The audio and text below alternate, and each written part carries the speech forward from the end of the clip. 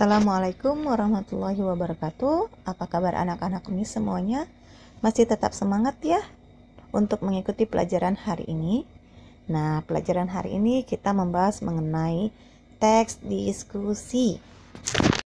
Kode yang kita pelajari adalah menyimpulkan isi gagasan pendapat, argumentasi yang mendukung dan yang kontra, serta solusi atas permasalahan yang aktual dalam teks diskusi yang didengar dan dibaca. Sekarang, menurut kalian apa itu teks diskusi? Coba kamu pikirkan ya.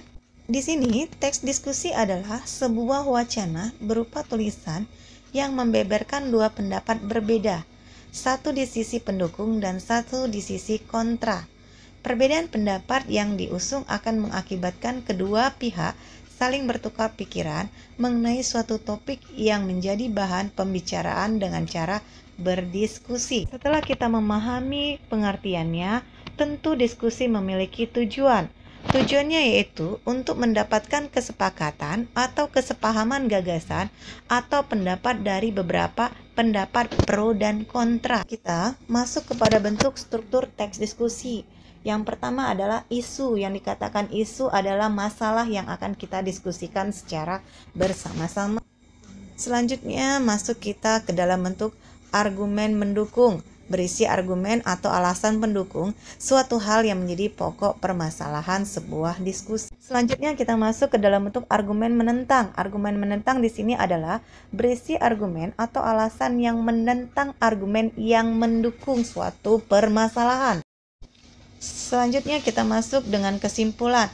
Yang dikatakan kesimpulan adalah hasil akhir yang berisi kesimpulan dan rekomendasi tentang suatu isu yang dibahas, berisi jalan tengah antara pendapat pro dan kontra. Kalimat diskusi bisa terbagi tiga. Yang pertama gagasan, kedua adalah pendapat, yang ketiga adalah argumen. Perhatikan contoh teks diskusi berikut ini. Mie instan termasuk salah satu makanan favorit masyarakat Indonesia. Mie cepat saji ini sudah dimasak terlebih dahulu dan dicampur dengan minyak. Untuk menikmatinya cukup menambahkan air, panas, dan bumbu yang sudah tersedia. Bahkan sering kali mie disajikan dengan dicampur nasi sebagai pengganti sayur. Secara medis, makanan mie instan dicampur dengan nasi dapat meningkatkan risiko diabetes. Meskipun mie instan menawarkan cita rasa yang menggugah selera makanan, kandungan nutrisi di dalamnya hampir tidak ada. Mie instan justru mengandung berbagai jenis senyawa yang mengakibatkan munculnya penyakit diabetes. Meskipun demikian, banyak kalangan berpendapat bahwa tak masalah apabila makanan mie instan dicampur nasi, karena sudah menjadi kebiasaan masyarakat Indonesia yang menganggap nasi sebagai makanan pokok dan menjadi sayur lauknya. Kita boleh mengonsumsi mie instan dicampur nasi sesekali sebagai selingan. Mungkin risikonya tidak akan terlalu fatal, namun jangan terlalu sering dan selalu. Mungkin kita menghindarinya, lebih baik mencegah daripada mengobatinya. Dari contoh tersebut, kita bisa membuat pendapat pro dan kontra. Pro yang mendukung dan kontra yang tidak mendukung.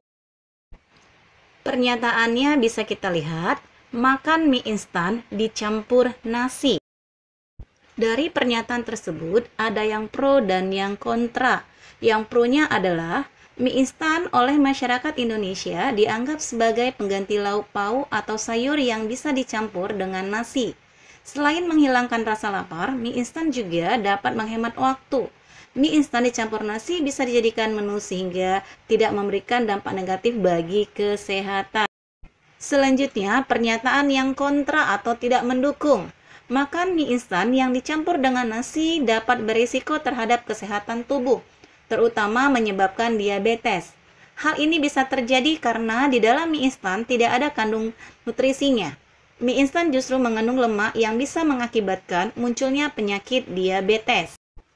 Selanjutnya kita masuk pada menyimpulkan isi teks diskusi. Yang pertama, cari gagasan utama pihak yang kontra.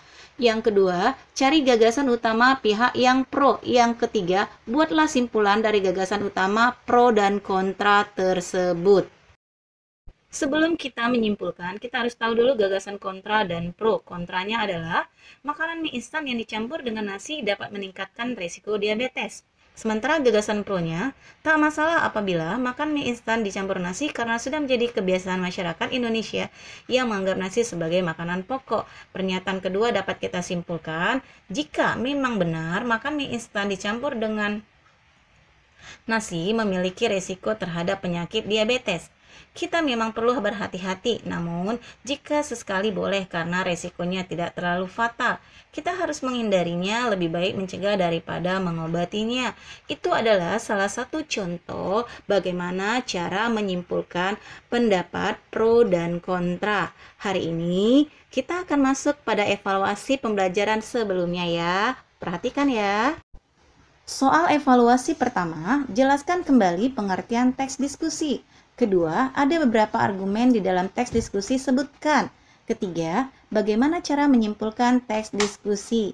Demikian materi yang disajikan, semoga bermanfaat bagi anak-anak MIS semuanya. Sampai bertemu pada pembelajaran berikutnya, masih tetap dengan saya, Miss Siti Sahara. Assalamualaikum warahmatullahi wabarakatuh.